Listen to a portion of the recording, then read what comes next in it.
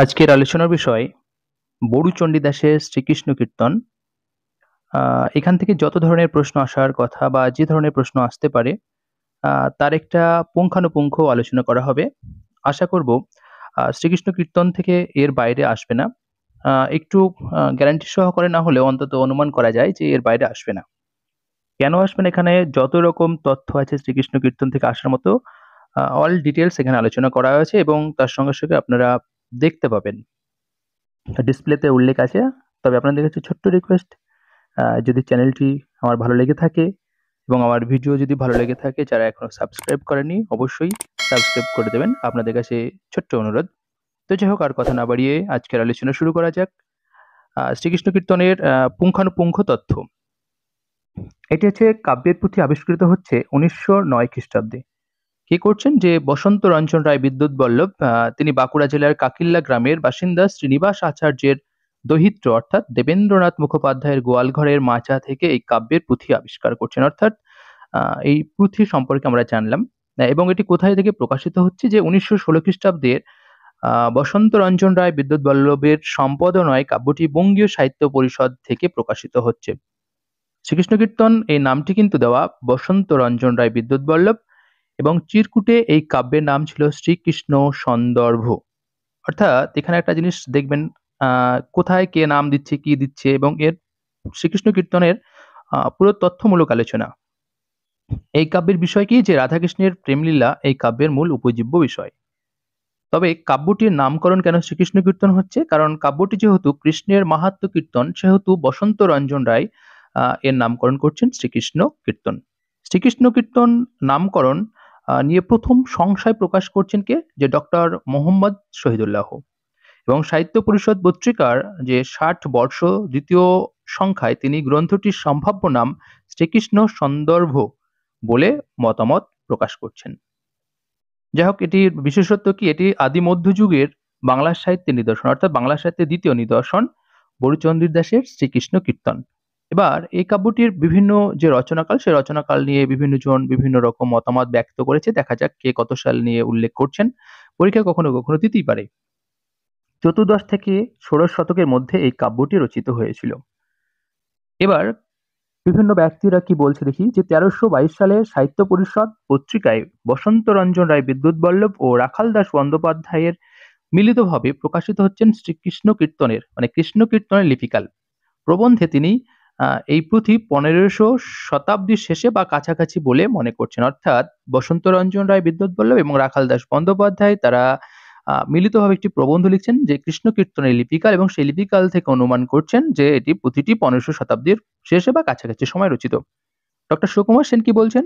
যে কাব্যটি 1600 খ্রিস্টাব্দের কাছাকাছি সময়ে রচিত বলে মনে করছেন, এবং তিনি বলছেন কারণ যে মুসলমানি শব্দের অনুপ্রবেশ থেকে তিনি মুসলমান যে শব্দ আছে সেই মুসলমানের শব্দগুলো তিনি দেখছেন, দেখে অনুমান করছেন যে কাব্যটি 1600 খ্রিস্টাব্দের কাছাকাছি সময় রচিত।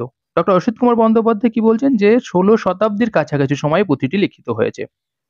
ডক্টর সুনীত কুমার চট্টোপাধ্যায় তার ODVL গ্রন্থের প্রথম প্রমাণ করেন যে শ্রীকৃষ্ণ কীর্তন কাব্য মধ্যযুগের বাংলা ভাষার আদি নিদর্শন, এবং তিনি এই কাব্যের ভাষাকে 1500 শতাব্দীর পূর্ববর্তী বলেই মনে করছেন। অর্থাৎ এটি ভীষণ ইম্পর্টেন্ট প্রশ্ন, যদি পরীক্ষা দেয় যে শ্রীকৃষ্ণ কীর্তন কাব্য যে মধ্যযুগের বাংলা ভাষার আদি নিদর্শন, এটি কে প্রমাণ করছেন প্রথম? তাহলে ডক্টর সুনীত কুমার চট্টোপাধ্যায়। এরপর দেখা যাক, গবেষক নলিনীকান্ত ভট্টশালী সিদ্ধান্ত করছেন কি? যে 1450 থেকে 1500 খ্রিস্টাব্দের মধ্যে রচিত। তো যাই হোক, আরো কয়েকজন কি বলছে দেখি। রাধা গোবিন্দ বসাক বলে একজন ভাষাতাত্ত্বিক, তিনি ভাষাতাত্ত্বিক বিচার করে সিদ্ধান্ত করছেন যে ষোড়শ শতকের প্রথম দিকে গ্রন্থটি রচিত। এরপর অধ্যাপক মনীন্দ্রনাথ বসুর মতে ত্রয়োদশ শতাব্দীতে লিখিত। আরেকজন বিপিন বিহারী দাশগুপ্তের মতে এটা ঊনবিংশ শতাব্দীর পরে লেখা, কারণ এতে মাইকেলের ভাষার প্রভাব আছে। তাহলে বিভিন্ন জন বিভিন্ন সময়কাল উল্লেখ করছেন। তবে ইম্পর্টেন্ট, কখনো কখনো পরীক্ষা আসতে পারে যে কে শ্রীকৃষ্ণ কীর্তনের কাব্যের ভাষার মাইকেলের প্রভাব লক্ষ্য করছেন। অবশ্যই বিপিন বিহারী দাশগুপ্ত উত্তর হবে। আবার যদি পরীক্ষা আসে যে শ্রীকৃষ্ণ কীর্তন কাব্য যে মধ্যযুগের বাংলা ভাষার আদি নিদর্শন, এটি কে প্রমাণ করছেন? তাহলে ডক্টর সুনীত কুমার চট্টোপাধ্যায়। এছাড়া আচার্য যোগেশচন্দ্র রায় বিদ্যানিধি লিপি পরীক্ষা করে বলছেন যে 1550 খ্রিস্টাব্দের দিকে লিখিত হয়ে থাকবে। অর্থাৎ কে লিপি পরীক্ষা করছেন? তাহলে আচার্য যোগেশচন্দ্র রায় বিদ্যানিধি। এবার অন্যান্য তথ্যগুলো জেনে নিই যে কবি বড়ু চণ্ডীদাসের জন্মস্থান কোথায়? যে বাঁকুড়ার ছাতনা। পরীক্ষা আসে। কবি বাসুলির উপাসক ছিলেন। পরীক্ষা দেয় যে তিনি কিসের উপাসক ছিলেন? তাহলে বাসুলির। কাব্যটির কবি প্রদত্ত নাম কি ছিল? শ্রীকৃষ্ণ সন্দর্ভ। শ্রীকৃষ্ণ কীর্তনে প্রাপ্ত পৃষ্ঠা সংখ্যা কয়টি? 226টি। শ্রীকৃষ্ণ কীর্তন কাব্যের প্রথম সংস্করণের মুখবন্ধ লেখেন রামেন্দ্র সুন্দর ত্রিবেদী। তিনি লেখককে বড়ু চণ্ডীদাস বলে অভিহিত করলেও সম্পাদক তার দীর্ঘ 37 পৃষ্ঠাব্যাপী আলোচনায় কোথাও লেখককে বড়ু চণ্ডীদাস বলেননি, শুধু চণ্ডীদাস বলেছেন। এটি ভীষণ ইম্পর্টেন্ট। আর একবার দেখুন যে শ্রীকৃষ্ণ কীর্তন কাব্যের প্রথম সংস্করণের মুখবন্ধ কিন্তু লিখছেন রামেন্দ্র সুন্দর ত্রিবেদী। ভীষণ ইম্পর্টেন্ট, পরীক্ষা আসে যে শ্রীকৃষ্ণ কীর্তন কাব্যের মুখবন্ধ কে লিখেছেন। যাই হোক, এরপর অন্য বিষয় আমরা দেখে নিই যে সম্পাদক বসন্ত রঞ্জন রায়ের জীবিতকালে শেষ সংস্করণ প্রকাশিত হয় 1356 বঙ্গাব্দে। পরীক্ষা আসতে পারে যে সম্পাদক বসন্ত রঞ্জন রায় যিনি শ্রীকৃষ্ণ কীর্তন আবিষ্কার করছেন এবং তার জীবিতকালে শেষ সংস্করণ কবে প্রকাশিত হয়েছে? 1356 খ্রিস্টাব্দে।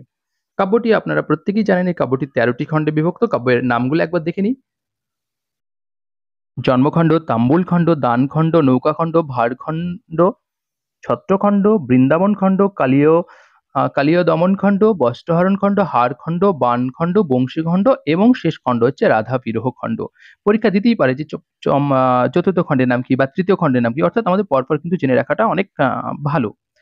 রাধা বিরহ খণ্ডটিকে অনেকেই পণ্ডিতরা কি বলছেন? প্রক্ষিপ্ত বলে মনে করছেন। যাই হোক, এটি কেন প্রক্ষিপ্ত সেটি ডিসক্রিপটিভ যদি আপনাদের মনে হয় তো আপনারা যে কোনো সাহিত্যের ইতিহাস বা কোনো গবেষণাধর্মী বই দেখে নিতে পারেন যে কেন রাধা বিরহ খণ্ডকে প্রক্ষিপ্ত খণ্ড বলা হয়েছে। এরপর কাব্যের মোট পদ সংখ্যা কয়টি? 418টি, অর্থাৎ খণ্ডিত পদসহ, কিন্তু মাথায় রাখতে হবে খণ্ডিত পদসহ কিন্তু 418টি। এবার আমরা জেনে নেব কোন খণ্ডে কটি পদ রয়েছে।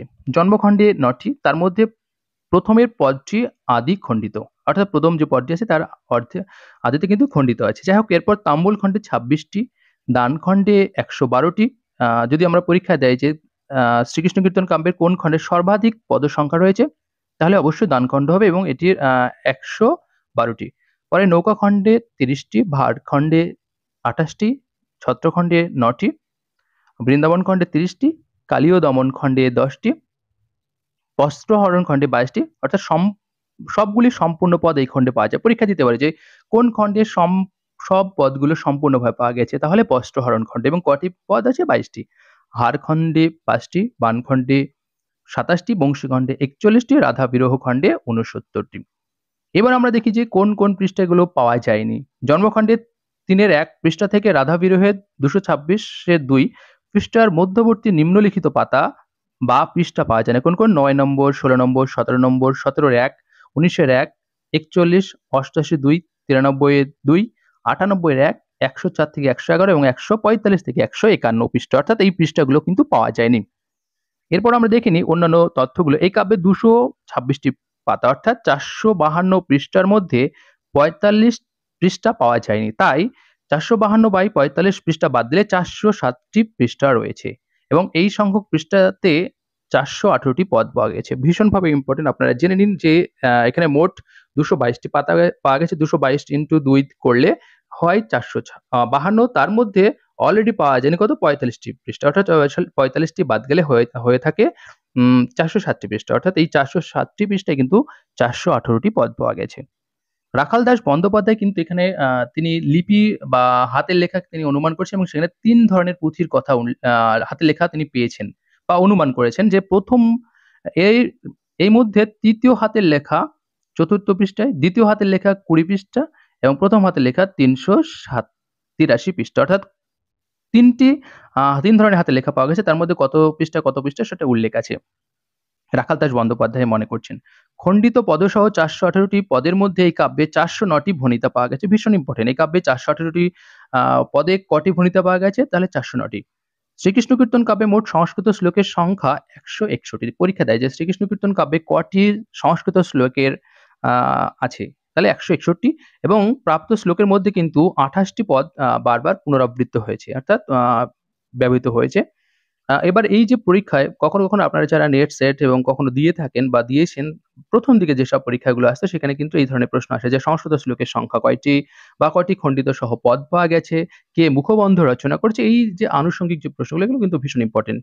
এবার ওই যে ১৬১ টি শ্লোক পাওয়া গেছে তার মধ্যে কটা কোন খণ্ডে কটি সংস্কৃত শ্লোক আছে দেখে নিই। জন্মখণ্ডে ৩ টি, তাম্বল খণ্ডে ৭ টি, দান খণ্ডে ৪৬ টি, নৌকা খণ্ডে ১৩ টি, ভার খণ্ডে ১১ টি, ছত্র খণ্ডে ৭ টি, বৃন্দাবন খণ্ডে ১১ টি, কালীয় দমন খণ্ডে ১ টি এবং বস্ত্রহরণ খণ্ডে ১৭ এবং হার খণ্ডে ৩, বাণ খণ্ডে ৯, বংশী খণ্ডে ১৯, রাধা বিরহ খণ্ডে ২০ টি।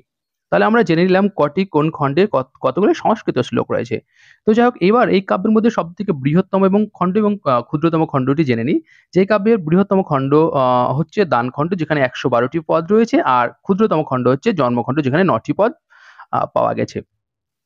তবে আর কিছু তথ্য দেখে নিই যে হার খণ্ডের মধ্যে ১৪৫ থেকে ১৫১ পৃষ্ঠা পাওয়া যায়নি। যমুনা খণ্ড কিন্তু এর নিজস্ব কোনো পদ নয়, অর্থাৎ যমুনা খণ্ডে কোনো নিজস্ব পদ পাওয়া যায়নি। কালিয়াদমন খণ্ড, বস্ত্রহরণ খণ্ড এবং হার খণ্ড নিয়েই কিন্তু যমুনা খণ্ড। পরীক্ষা দিতে পারে যে যমুনা খণ্ড কোন, কোন খণ্ড নিয়ে? তাহলে কালিয়াদমন খণ্ড, বস্ত্রহরণ খণ্ড এবং হার খণ্ড নিয়ে। এখানে হয়তো একটু বানান ভুল আছে, একটু সংশোধন করে নেবেন আপনাদের কাছে। কালীয় দমন বানানটি এখানে ভুল আছে। শ্রীকৃষ্ণ কীর্তন কাব্যের কাহিনীর সূত্রপাত কিন্তু তাম্বুল খণ্ড থেকে। আমরা যদিও জানি যে দান খণ্ড থেকে জন্মখণ্ড থেকে শুরু, কিন্তু এখানে কাহিনীর সূত্রপাত হচ্ছে কিন্তু তাম্বুল খণ্ড থেকে এবং এই খণ্ডের ঘটনা কিন্তু বসন্তকালের প্রত্যুষে শুরু হচ্ছে এবং এছাড়া অন্যান্য খণ্ডের কাহিনীগুলো কোন, কোন ঋতুতে ঘটছে সেই বিষয় নিয়ে একটু আলোচনা দেখুন। পরীক্ষায় কখনো আসতে পারে। যদিও এসএসসি, পিএসসি থেকে আসতে পারে, কিন্তু এসএসসির ক্ষেত্রে হয়তো এত ডিটেইলস এ আসবে না। আমরা তাও জেনে রাখতে তো আমাদের কোনো ক্ষতি নেই। যাই হোক, দানখণ্ডের সময়কাল বা ঋতু হচ্ছে গ্রীষ্ম ঋতুতে ঘটছে, নৌকাখণ্ড বর্ষা ঋতুতে, ভারখণ্ড শরৎ ঋতুতে অর্থাৎ কখন ঘটছে? সকালবেলায়। ছত্রখণ্ড ঘটছে শরৎকালের অপরাহ্নে এবং বৃন্দাবন খণ্ড কিন্তু ঘটছে বসন্তকালে। আবার কালীয় দমন এবং কালীয় দমন বৃন্দাবন ও কালীয় দমন খণ্ড একই দিনের ঘটনা নিয়ে ঘটছে। যমুনা বা বস্ত্রখণ্ডের প্রধান ৩ টি ঘটনা অনুমান করা যায় ৩ দিনের এবং ঘটনাকাল কিন্তু গ্রীষ্মকাল। হারখণ্ডের গ্রীষ্মকাল, বাণখণ্ড বসন্তকাল, বাণ নিক্ষেপ সকালে হচ্ছে এবং পুনরুজ্জীবন হচ্ছে দুপুরে। বংশীখণ্ড বসন্তকালে ঘটছে এবং ৩ দিনের ঘটনা রয়েছে এখানে। রাধা বিরহর সূচনা কিন্তু বসন্তকাল এবং সমাপ্তি হচ্ছে শরৎকাল। অর্থাৎ আমরা বিভিন্ন খণ্ডের ঘটনাকাল জানলাম কোন ঋতুতে ঘটছে। এবার আমরা জেনে নেব, কখনো এটা ভীষণ ইম্পোর্টেন্ট প্রশ্ন, যে শ্রীকৃষ্ণ কীর্তন কাব্যে রাগ রাগিনীর সংখ্যা কয়টি? এটা পরীক্ষায় দেয়। ৩২ টি রাগ রাগিনীর উল্লেখ আছে। প্রতিটি প্রাচীন বাংলা তুলট কাগজে লিখিত। পরীক্ষায় কখনো, কখনো দেয় যে এটি কি ভূর্জপত্রে নাকি তুলট কাগজে নাকি আরো তালপাতায়, এই যে বিষয়গুলো থাকে। তবে আমরা জেনে নেব যে শ্রীকৃষ্ণ কীর্তন আমরা যেটা আবিষ্কার করছি সেটা কিন্তু তুলট কাগজে লিখিত এবং এই পুঁথিটি কিন্তু বনবিষ্ণুপুরের রাজ গ্রন্থাগারে রক্ষিত ছিল। পরীক্ষা দিতে পারে যে এই পুঁথিটি কোথায় রক্ষিত ছিল। শ্রীকৃষ্ণ কীর্তনে কর্ণাট এবং গণ্ডকিরী ব্যতীত গীত গোবিন্দর অন্যান্য সকল রাগ রাগিনীর উল্লেখ আছে, অর্থাৎ এই দুটো ব্যতীত অন্যান্য যে রাগ রাগিনী যেগুলো গীত গোবিন্দতে আছে এখানেও আছে। শ্রীকৃষ্ণ কীর্তন কাব্যটি কিন্তু নাট গীত গীতি জাতীয় কাব্য বা নাট্য গীতি জাতীয় কাব্য। এই কাব্যের প্রধান ছন্দ কি? পরীক্ষায় দেয়। এই কাব্যের প্রধান ছন্দ কিন্তু অক্ষর বৃত্ত রীতির ছন্দ। এই কাব্যে কিন্তু চরিত্র সংখ্যা মূল চরিত্র সংখ্যা কিন্তু ৩টি, রাধা, কৃষ্ণ এবং বড়াই। এবং এই কাব্যের কিন্তু অনেক সময় পৌরাণিক চরিত্র আছে অনেকগুলো এবং সেই পৌরাণিক চরিত্র থেকে প্রশ্ন আসতেই পারে। তবে পৌরাণিক চরিত্রগুলো কারা? অর্জুন, অহল্যা, নারদ, আইহন, কুন্তী, তারাদেবী, গরুড়, নন্দ, বসুদেব, শান্তনু, ইন্দ্র, সীতা ও বেদব্যাস ইত্যাদি। এই কাব্যে বড়াইয়ের সাথে কৃষ্ণের কিন্তু প্রথম সাক্ষাৎ এবং কথোপকথন তাম্বুল খণ্ডে এবং এই খণ্ড থেকেই কিন্তু কাহিনীর সূত্রপাত। এই কাব্যে কৃষ্ণের সঙ্গে রাধার প্রথম সাক্ষাৎ এবং কথোপকথন কিন্তু দান খণ্ডের ৩৭ নং পদে। তাহলে যে যে কৃষ্ণ এবং রাধার যে প্রথম সাক্ষাৎ বলুন বা কথোপকথন বলুন, সেটি কিন্তু দান খণ্ডেই শুরু হচ্ছে এবং দান খণ্ডে কত ৩৭ নং পদ থেকে শুরু হচ্ছে এবং এই খণ্ডে রাধার সঙ্গে কৃষ্ণের কিন্তু প্রথম মিলন ঘটছে।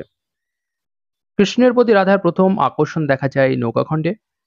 কাব্যে কবির ৩ ধরনের ভণিতা পাওয়া যাচ্ছে। আমরা কাব্যে লেখকের ৩ ধরনের ভণিতা কি, কি পাচ্ছি? পরীক্ষা আসতে পারে কত ধরনের ভণিতা পাওয়া যায়? এক হচ্ছে ৩ ধরনের। একটি হচ্ছে বড়ু চণ্ডীদাস, ২ নম্বর হচ্ছে চণ্ডীদাস, ৩ নম্বর হচ্ছে অনন্ত বড়ু চণ্ডীদাস। এবং কাব্যের প্রথম শ্লোক কি? পরীক্ষা আসতে পারে। কাব্যের প্রথম শ্লোক হচ্ছে পৃথু ভারো ব্যথাং পৃথ্বী। কবির পূর্ণাঙ্গ বিবৃতিমূলক পদ রয়েছে কিন্তু ৪২ টি। কাব্যের প্রতি পদেই চিহ্নিত ধ্রুবপদের অস্তিত্ব লক্ষ্য করা যায়। ৪১৮টি পদের মধ্যে ৩৪৪টি পদে ধ্রুবপদ আছে, ৭৪টি পদে নেই। এই কাব্যে কোন খণ্ডে কটি প্রবাদ প্রবচনের ব্যবহার ঘটেছে সেই সম্পর্কে একটু দেখে নিই। তাম্বুল খণ্ডে একটি রয়েছে প্রবাদ প্রবচন, নৌকা খণ্ডে একটি, দান খণ্ডে ১৭টি, ভার খণ্ডে ৬টি, বান খণ্ডে একটি, বংশী খণ্ডে ২টি, রাধাবিরহ খণ্ডে ৬টি প্রবাদ প্রবচনের ব্যবহার রয়েছে। পরীক্ষা আসতে পারে যে কোন খণ্ডে কি প্রবাদ আছে। এই কাব্যের বড়াই চরিত্রটি দামোদর গুপ্তের কুট্টিনতম বাৎসায়নের কামসূত্র বা জ্যোতিরিশ্বর ঠাকুরের বর্ণরত্নাকরের কুট্টিনী চরিত্রের আদর্শ তৈরি। অর্থাৎ এই যে আমরা বড়াই চরিত্র পাচ্ছি সেই বড়াই চরিত্র কোন চরিত্রের দ্বারা প্রভাবিত হয়ে লেখা হয়েছে সেটা কিন্তু এখানে পেলাম। তবে একটি তথ্য দেখে নিই যে কৃষ্ণ কীর্তনের স্বরূপ বিচার ষোড়শ পদাবলীর ষোড়শ শতাব্দীর পদাবলী সাহিত্য প্রবন্ধে শ্রীকৃষ্ণ কীর্তন কাব্যের নামকরণ প্রসঙ্গে বিমান বিহারী মজুমদার বলেছেন যে চণ্ডীদাসের কাব্যের নাম শ্রীকৃষ্ণ কীর্তন রাখা যেন কানা ছেলের নাম পদ্মলোচন। ভীষণ ইম্পর্টেন্ট যে কানা ছেলের নাম পদ্মলোচন, যে শ্রীকৃষ্ণ কীর্তনের নামকরণটা এই সম্পর্কে এই মতটি কার? ভীষণ ইম্পর্টেন্ট। তাহলে বিমান বিহারী মজুমদার। বিমান বিহারী মজুমদার এই কাব্যের নামকরণ কি হওয়া উচিত সে সম্পর্কে তিনি বলছেন যে নামকরণ হওয়া উচিত রাধাকৃষ্ণের ধামালি। অর্থাৎ তিনি রাধাকৃষ্ণের ধামালি নামকরণটি করতে চাইছেন। যাই হোক, আমরা এখানে শ্রীকৃষ্ণ কীর্তন সম্পর্কে পুঙ্খানুপুঙ্খ তথ্য আকারে আলোচনা করলাম এবং আশা রাখবো এই তথ্যের বাইরে কোনো পরীক্ষায় কোনোভাবে আসার প্রশ্নই আসে না, বিশেষ করে এসএসসি, পিএসসি, নেট সেটের জন্য। নেট সেট নয়, মানে এসএসসি, এমএসসি বা পিএসসি, এই তিনটে বিষয় ভীষণ ইম্পর্টেন্ট। এবং যারা কলেজের স্টুডেন্ট, যারা এই মুহূর্তে সাহিত্য নিয়ে জীবনের পথ চলা শুরু করেছেন তাদের জন্য এই টপিকটি ভীষণ ইম্পর্টেন্ট, কারণ এমসিকিউ বা যে কোনো এক কথায় যে প্রশ্ন উত্তর থাকে সেগুলো এখান থেকে কিন্তু অনেকটাই আসার সম্ভাবনা প্রবল এবং আসবে, এটা অন্তত বলা যায়। তো যাই হোক, ভিডিওটি যদি আপনাদের কোনো উপকার আসে তাহলে আপনারা অবশ্যই কমেন্টস করবেন। কোনো যদি ভুল ত্রুটি থাকে তাহলেও কমেন্টস করে জানাবেন, সেটি আমাদের সংশোধন করে নেওয়া আমার কর্তব্য। এবং যদি আপনাদের পরিশেষে ভিডিওটি আপনাদের কোনোরকমভাবে সাহায্য করে থাকে তাহলে, এবং যারা সাবস্ক্রাইব এখনো করেনি তারা সাবস্ক্রাইব করে দেবেন। তো যাই হোক, ধন্যবাদ। এখানেই শেষ করছি।